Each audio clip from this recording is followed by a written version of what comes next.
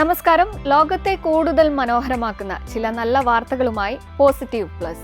ഏവർക്കും സ്വാഗതം.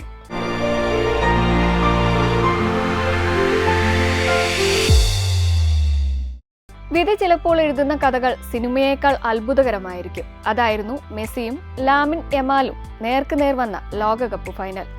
19 വർഷം മുമ്പ് ഒരു ചാരിറ്റി ഫോട്ടോഷൂട്ടിൽ മെസ്സിയുടെ കൈകളിലുണ്ടായിരുന്ന കുഞ്ഞ് ഇന്ന് ലോകത്തിലെ ഏറ്റവും വലിയ ഫുട്ബോൾ വേദിയിൽ അദ്ദേഹത്തിന്റെ എതിരാളിയായി. മത്സരശേഷം അദ്ദേഹത്തെ ചേർത്ത് പിടിച്ച് ആശ്വസിപ്പിക്കുകയും ചെയ്ത നിമിഷം ലോകകപ്പ് ഫൈനലിലെ ഒരു മത്സരത്തിനപ്പുറം ചരിത്രത്തിന്റെ വൈകാരിക നിമിഷമായി മാറി.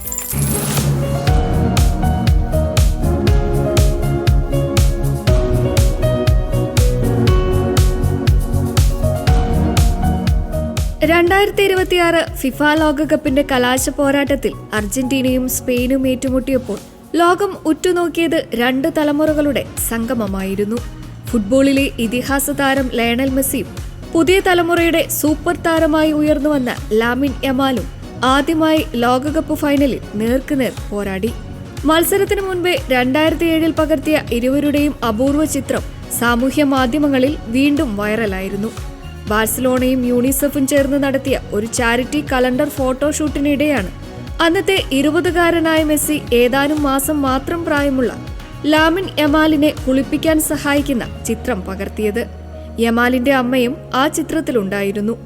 ഈ ചിത്രം പകർത്തിയ ഫോട്ടോഗ്രാഫർ ജോൺ മോൺഫോർട്ടിന്റെ വാക്കുകളിൽ, കുഞ്ഞിനെ എങ്ങനെ കൈകാര്യം ചെയ്യണമെന്ന് അറിയാതെ മെസ്സി അന്ന് അല്പം ആശയക്കുഴപ്പത്തിലായിരുന്നെങ്കിലും ആ നിമിഷം പിന്നീട് ഫുട്ബോൾ ചരിത്രത്തിലെ ഏറ്റവും വിലമതിക്കപ്പെടുന്ന ചിത്രങ്ങളിൽ ഒന്നായി മാറി. 2024 യൂറോ കപ്പിൽ ലാമിൻ യമാൽ നടത്തിയ മിന്നുന്ന പ്രകടനത്തിന് പിന്നാലെയാണ് അദ്ദേഹത്തിന്റെ പിതാവ് ഈ പഴയ ചിത്രം വീണ്ടും പങ്കുവച്ചത്. മെസ്സി യമാലിനെ അനുഗ്രഹിച്ചു എന്ന ആരാധകരുടെ അഭിപ്രായത്തിന് മറുപടിയായി ഒരുപക്ഷെ മെസ്സിയെ അനുഗ്രഹിച്ചത് ലാമിനായിരിക്കാം എന്നായിരുന്നു അദ്ദേഹത്തിന്റെ തമാശ നിറഞ്ഞ പ്രതികരണം. സെമി ഫൈനലിൽ ഇംഗ്ലണ്ടിനെ മറികടന്നാണ് മെസ്സിയുടെ അർജന്റീന ഫൈനലിലെത്തിയത്. ഫ്രാൻസിനെ തോൽപ്പിച്ചാണ് സ്പെയിൻ കലാശ പോരാട്ടത്തിന് യോഗ്യത നേടിയത്. പരിചയസമ്പന്നനായ മെസ്സിയും യുവതാരമായ യമാലും നേർക്കുനേറെത്തിയ ഈ മത്സരം ലോക ഫുട്ബോളിലെ ഏറ്റവും ശ്രദ്ധേയമായ ഏറ്റുമുട്ടലുകളിലൊന്നായി മാറി. എന്നാൽ മത്സരശേഷം ലോകത്തെ സ്പർശിച്ചത് വിജയത്തേക്കാൾ വലിയൊരു നിമിഷമായിരുന്നു. നിലവിലെ ചാമ്പ്യന്മാരായ അർജന്റീനയുടെ കിരീട പ്രതിരോധം അവസാനിച്ചതോടെ നിരാശനായി ഗ്രൗണ്ടിലിരുന്ന ക്യാപ്റ്റൻ ലയണൽ മെസ്സിയുടെ അടുത്തേക്ക് സ്പെയിനിന്റെ കൗമാര താരം ലാമിൻ യമാൽ നടന്നു. മെസ്സിയെ ചേർത്ത് പിടിച്ച് ആശ്വസിപ്പിച്ച ആ നിമിഷം ലോകമെമ്പാടുമുള്ള ഫുട്ബോൾ ആരാധകരുടെ ഹൃദയം കീഴടക്കി. ഈ കാഴ്ചയെ 2 ഫുട്ബോൾ തലമുറകൾ തമ്മിലുള്ള പ്രതീകാത്മകമായ ദീപശിഖ കൈമാറ്റമെന്നാണ് ആരാധകർ വിശേഷിപ്പിച്ചത്. 2007 മെസ്സിയുടെ കയ്യിലുണ്ടായിരുന്ന നവജാത ശിശുവാണ് ലാമിൻ യമാൽ. വർഷങ്ങൾക്ക് ശേഷം അതേ മെസ്സിയെ ലോകകപ്പ് ഫൈനലിന് ശേഷം ആശ്വസിപ്പിക്കാനെത്തിയത് ഫുട്ബോൾ ചരിത്രമെഴുതിയ ഏറ്റവും മനോഹരമായ യാദർച്ഛിക കഥകളിലൊന്നായി എന്നും ഓർമ്മിക്കപ്പെടും.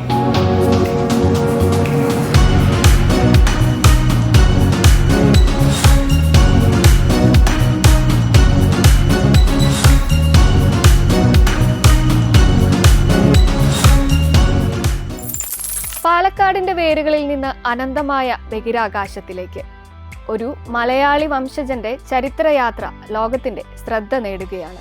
ഡോക്ടർ, സൈനികൻ, ഗവേഷകൻ എന്നീ നിലകളിൽ തിളങ്ങിയ ഡോക്ടർ അനിൽ മേനോൻ ഇനി അന്താരാഷ്ട്ര ബഹിരാകാശ നിലയത്തിൽ മനുഷ്യരാശിയുടെ ഭാവിയെ മാറ്റിമറിക്കാൻ കഴിയുന്ന ഗവേഷണങ്ങൾക്ക് നേതൃത്വം നൽകും.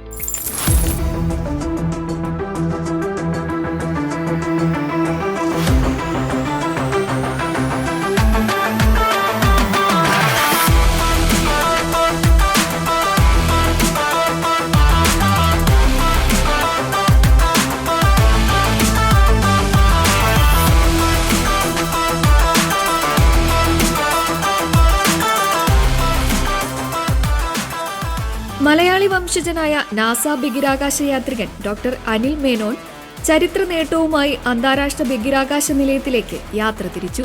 കസാക്കിസ്ഥാനിലെ ബൈക്കനൂർ കോസ്മോഡ്രോമിൽ നിന്ന് റഷ്യയുടെ സോയൂസ് MS-29 പേടകത്തിലാണ് അദ്ദേഹം ബഹിരാകാശത്തേക്ക് കുതിച്ചത്.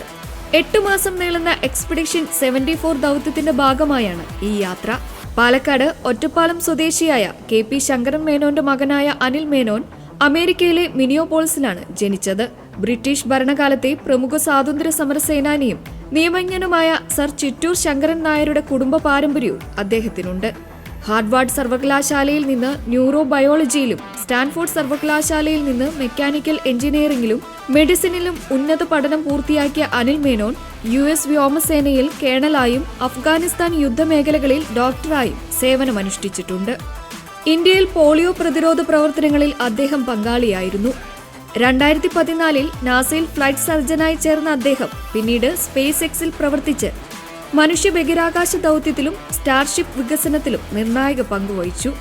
2021 നാസ അദ്ദേഹത്തെ ബഹിരാകാശ യാത്രികനായി തെരഞ്ഞെടുത്തത്. അന്താരാഷ്ട്ര ബഹിരാകാശ നിലയത്തിലെ ദൗത്യത്തിനിടെ മനുഷ്യ ശരീരത്തിൽ മൈക്രോഗ്രാവിറ്റിയുടെ സ്വാധീനം, ബഹിരാകാശത്ത് IV ദ്രാവക നിർമ്മാണം, കൃത്രിമ ബുദ്ധിയുടെ സഹായത്തോടെ സ്വയം മെഡിക്കൽ പരിശോധനകൾ നടത്താനുള്ള സാങ്കേതിക വിദ്യ, ഉയർന്ന ഗുണനിലവാരമുള്ള സെമി കണ്ടക്ടർ ക്രിസ്റ്റലുകളുടെ നിർമ്മാണം തുടങ്ങി നിരവധി സുപ്രധാന ഗവേഷണങ്ങൾക്ക് അദ്ദേഹം നേതൃത്വം നൽകി. ഡോക്ടർ അനിൽ മേനോന്റെ ഈ ചരിത്രയാത്ര മലയാളികൾക്ക് മാത്രമല്ല, ശാസ്ത്രലോകത്തിനും ഇന്ത്യക്കും അഭിമാന നിമിഷമാണ്. സ്വപ്നങ്ങൾക്ക് അതിരുകളില്ലെന്നും കേരളത്തിന്റെ വേരുകളിൽ നിന്ന് ബഹിരാകാശത്തിന്റെ വിശാലതയിലേക്കും ഉയരാനാകുമെന്നും അദ്ദേഹം തന്റെ ജീവിതം കൊണ്ട് തെളിയിക്കുകയാണ്.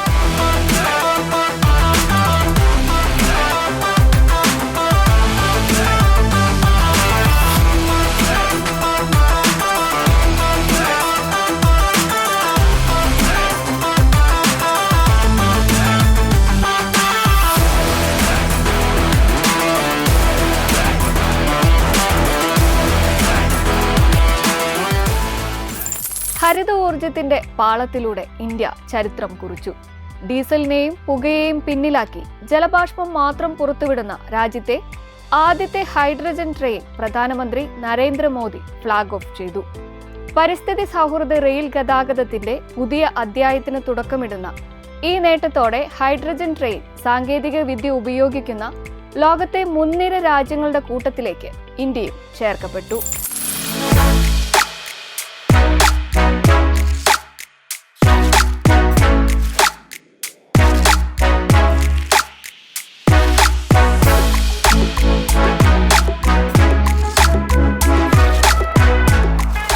ഹരിയാനയിലെ ജിന്ദ് സോണിപത് റൂട്ടിലാണ് രാജ്യത്തെ ആദ്യത്തെ ഹൈഡ്രജൻ ട്രെയിൻ സർവീസ് ആരംഭിച്ചത്.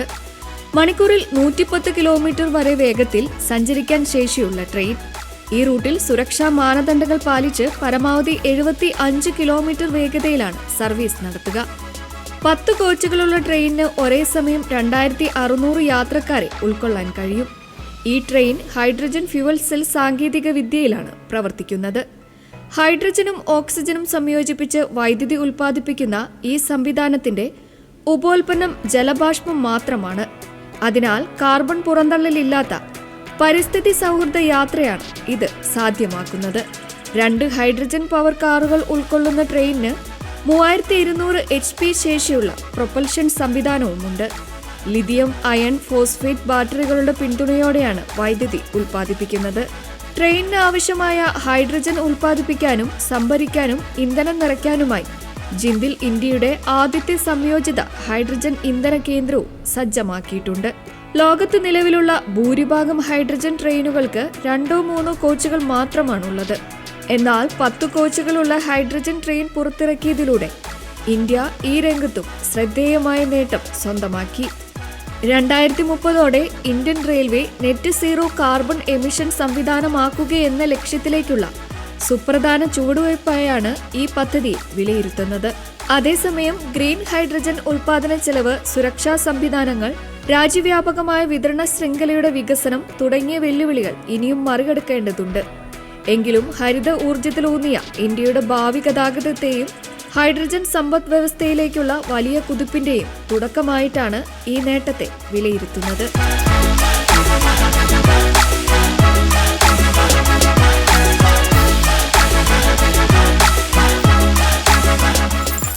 നിയോജക മണ്ഡലത്തിനായി ഒരു ഡിജിറ്റൽ പാലം പണിതത് ഒരു MLA അല്ല, വെറും 16 വയസ്സുകാരൻ. യൂട്യൂബും ആർട്ടിഫിഷ്യൽ ഇന്റലിജൻസും കൂട്ടുപിടിച്ച് സ്വയം പഠിച്ച കോഡിങ്ങിലൂടെ ആറന്മുള MLA അബിൻ വർക്കിയുടെ ഔദ്യോഗിക വെബ്സൈറ്റും മൊബൈൽ ആപ്പും വികസിപ്പിച്ചെടുത്ത് ശ്രദ്ധ നേടുകയാണ് ആബേൽ റെനി.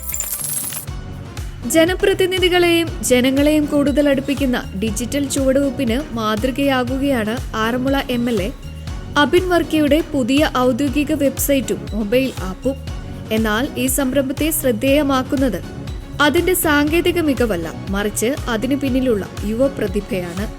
പത്തനംതിട്ടയിലെ കുമ്പഴ സ്വദേശിയും +1 വിദ്യാർത്ഥിയുമായ വെറും 16 വയസ്സുള്ള ആബേൽ റെനിയാണ് ഈ ഡിജിറ്റൽ പ്ലാറ്റ്ഫോമുകൾ രൂപകൽപ്പന ചെയ്ത് വികസിപ്പിച്ചത്. യാതൊരു ഔപചാരിക പരിശീലനവുമില്ലാതെ യൂട്യൂബ് വീഡിയോകളും ChatGPTയും ജെമിനിയും പോലുള്ള AI പ്ലാറ്റ്ഫോമുകളും ഉപയോഗിച്ചാണ് ആബേൽ വെബ് ഡെവലപ്മെന്റും ആപ്പ് ഡിസൈനിങ്ങും സ്വയം പഠിച്ചത്. വോട്ടർമാർക്ക് MLAയുമായി കൂടുതൽ എളുപ്പത്തിൽ ബന്ധപ്പെടാൻ സഹായിക്കുന്ന സംവിധാനങ്ങളാണ് വെബ്സൈറ്റിന്റെ പ്രധാന പ്രത്യേകത.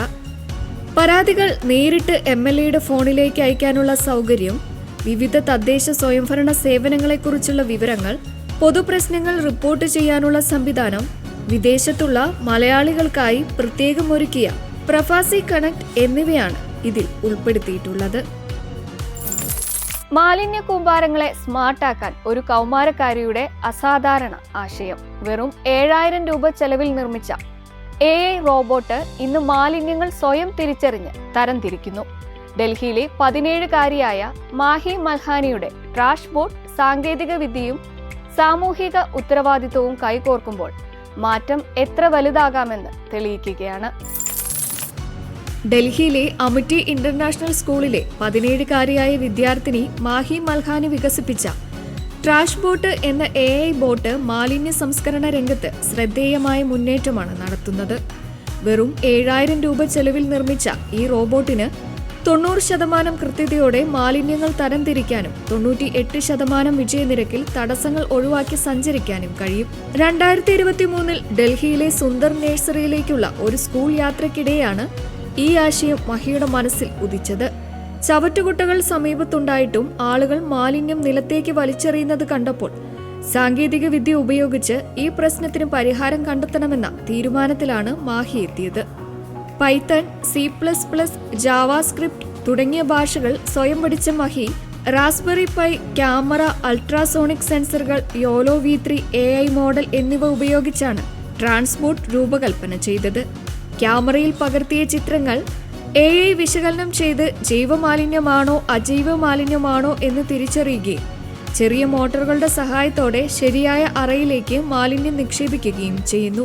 തുടക്കത്തിൽ 20,000 രൂപ ചെലവായ പ്രോട്ടോടൈപ്പിന് പിന്നീട് 7,000 രൂപയായി ചുരുക്കാനും സാധിച്ചു.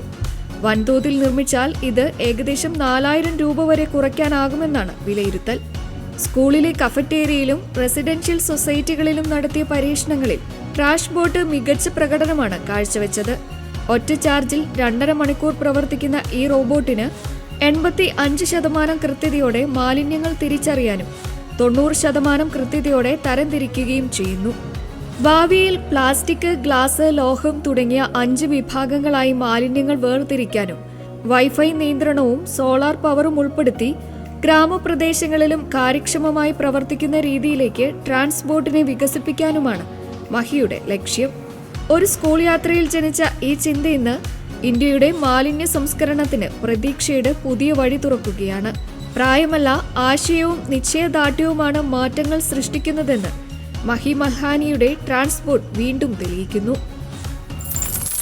ലഹരി ഒരു വ്യക്തിയെ മാത്രമല്ല, ഒരു തലമുറയുടെ ഭാവിയെയും തകർക്കുന്ന വിപത്താണ്. അതിനെ ചെറുക്കാൻ കേരളത്തിന്റെ ഓപ്പറേഷൻ തൂഫാൻ ഇനി അതിർത്തികൾ കടക്കുകയാണ്. ഓപ്പറേഷൻ തൂഫാൻ കൂടുതൽ ശക്തമാക്കാൻ ആഭ്യന്തരമന്ത്രി രമേശ് ചെന്നിത്തലയും തമിഴ്നാട് മുഖ്യമന്ത്രി സി ജോസഫ് വിജയും കൈകോർക്കുന്നു. ഈ കൂട്ടായ്മ ലഹരിയില്ലാത്ത നാളേക്കുള്ള പ്രത്യാശയുടെ ശക്തമായ ചുവടുവയ്പായി മാറുകയാണ്.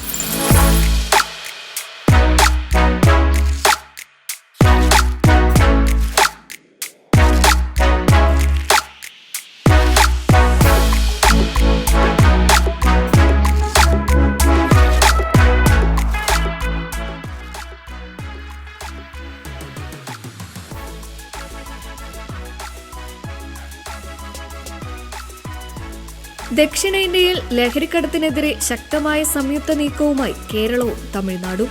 സംസ്ഥാനങ്ങൾ തമ്മിലുള്ള സഹകരണം കൂടുതൽ ശക്തമാക്കുന്നതിന്റെ ഭാഗമായി ആഭ്യന്തരമന്ത്രി രമേശ് ചെന്നിത്തല തമിഴ്നാട് മുഖ്യമന്ത്രി സി ജോസഫ് വിജയുമായി കൂടിക്കാഴ്ച നടത്തി.